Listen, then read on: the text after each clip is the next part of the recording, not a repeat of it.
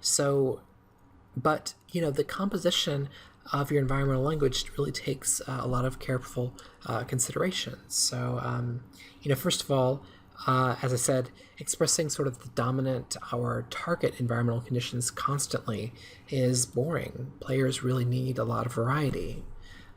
So, consider your pacing. So over time, constantly barraging your player with the most intense versions of this environmental language, it's going to get tired. Sometimes they need a breather. So if we are in a lot of prospect spaces and we want the player to feel uncomfortable with that, give them some intimate spaces on the way. So go from a prospect to an intimate. Or if you really want to emphasize the prospect nature of this environment, go into a narrow space for a small bit and then back into a prospect, and you really feel that sort of contrast.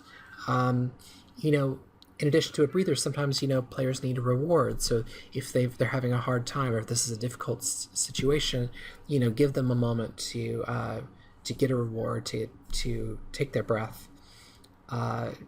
Then push them back into difficult territory. Or likewise, if the setup is sort of a downbeat and meant to be sort of relaxing or not necessarily high tension, sometimes the player needs a spike of excitement to keep them on their toes.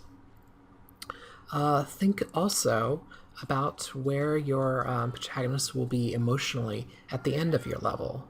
So think about this. So Heroes Abandoned by Their Friends is just kind of a one sort of moment, but when we think about sort of the story, the narrative over the whole story, think about basically where they're going to be ending up. So Heroes abandoned by their friends.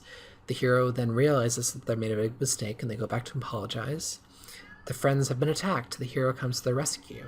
So here we end up with the friends after we overcome some conflict. So we begin maybe with, let's see, we begin with some prospect space, sparse, barren, overcast, nonlinear, chaotic, but we end, or we sort of fluctuate over time, back and forth between these values until eventually we end up with an end value that sort of aligns more with this, intimate, ordered, linear, partially sunny. So this is maybe the friends coming back together, and now we're sort of in a better place. So one last thing I'd like to talk about as far as narrative goes is a concept that Key often talks about, and that is concept of the gap.